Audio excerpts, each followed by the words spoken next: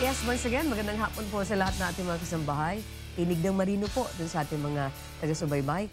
Dito po ang ikalawang segment ng ating programang Serbisyo Publiko. Of course, kasama natin si Engineer Nelson Ramirez at meron tayong isang guest na makakapanayam ngayong hapon. Siya po ay si Chief Engineer Fred Habok, President ng Philippine Maritime Training Center.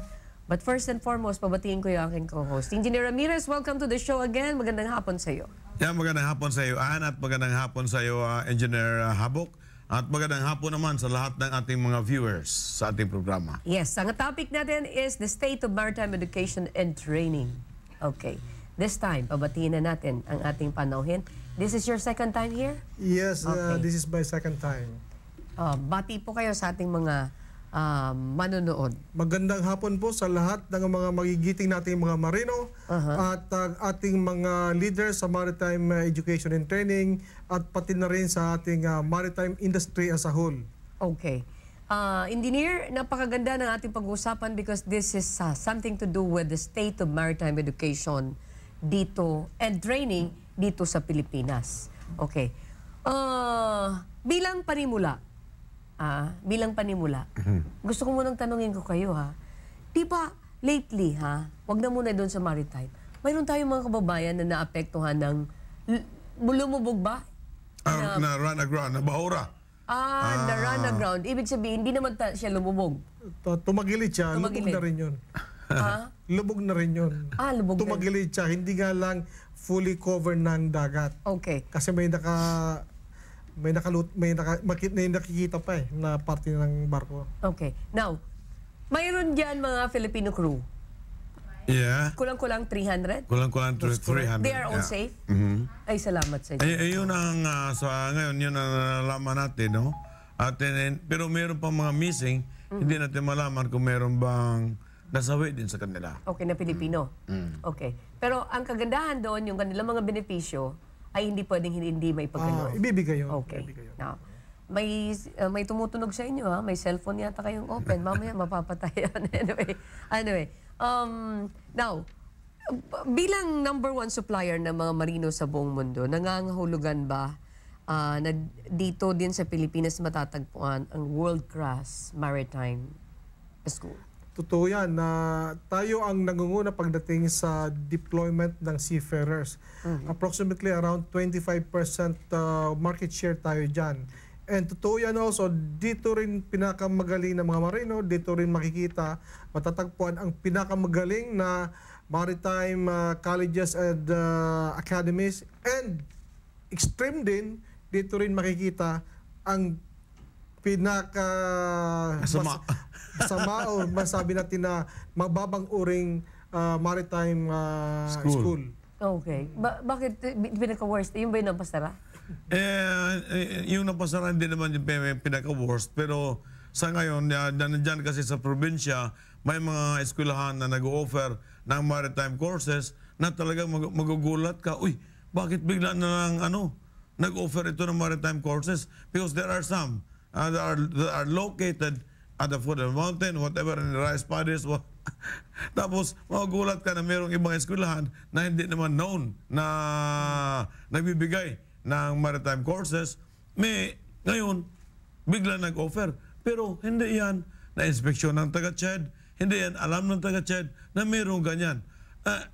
You cannot just put up a maritime school because it is very expensive. And that is the reason why in Europe, there are only, say for example, Germany, there are 3, Netherlands, there are 2, and other countries like England, there are 4.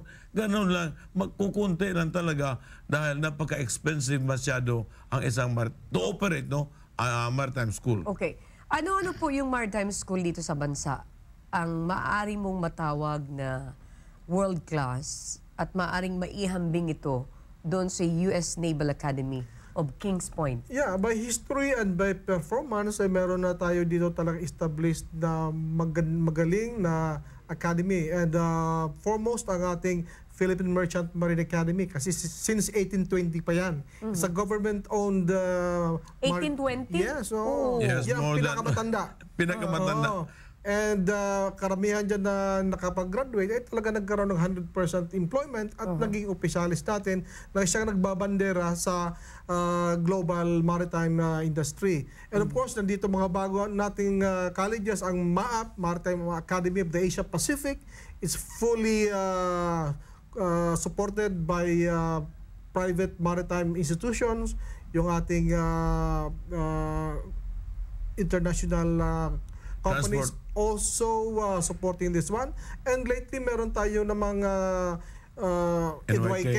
Of course, iba pang mga maritime school, ang meron John B. Lacson, University of Cebu.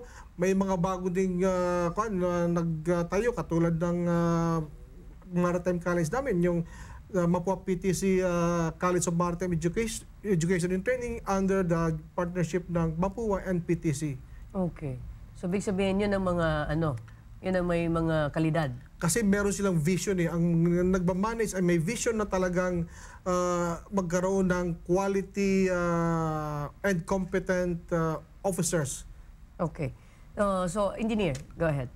Iyan ang masasabi natin, kung magtatayo ka man lang na isang eskwelahan, ay dapat talaga may vision ka na itong mga estudyante mo ay magiging kapitan, maging isang magaling na opisyal ba ng araw.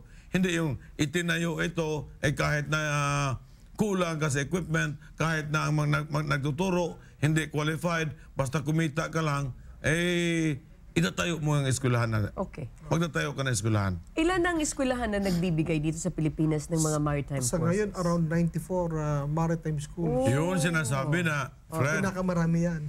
Yun ang sinasabi mo na accredited. Yes. Pero merong iba na hindi nakikilala, walang nakakaalam na nandyan din. So umaabot siguro ito ng mga 120. Out of what?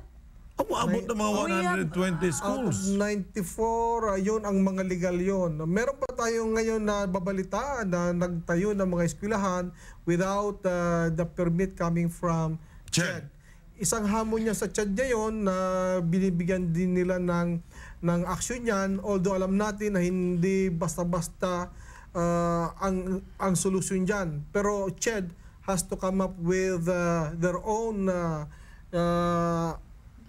soonest action para hindi maapektuhan ang ating maritime education and training, lalo na ang ating image ngayon sa global industry. Okay. Mayroon akong hanging question. Maybe both of you can answer this. Because naalala ko na yung European Maritime Safety Agency, they warned us.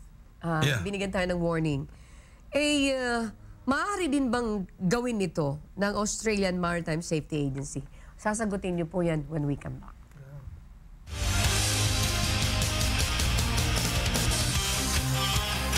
Sa lahat po ng bahay, dapat meron po tayong escape route, no? Dapat alamin natin kung saan ang labasan natin, kung saan po may bintana, saan po yung mga hagdanan natin. At kailangan po, meron tayong isang lugar na magkikita-kita tayo doon in case na may sunog, no? Para hindi wala na pong ibang taong babalik sa bahay. Jerry Cho po, Fire Volunteer po, kasambahay mo para sa UNTV, your public service channel.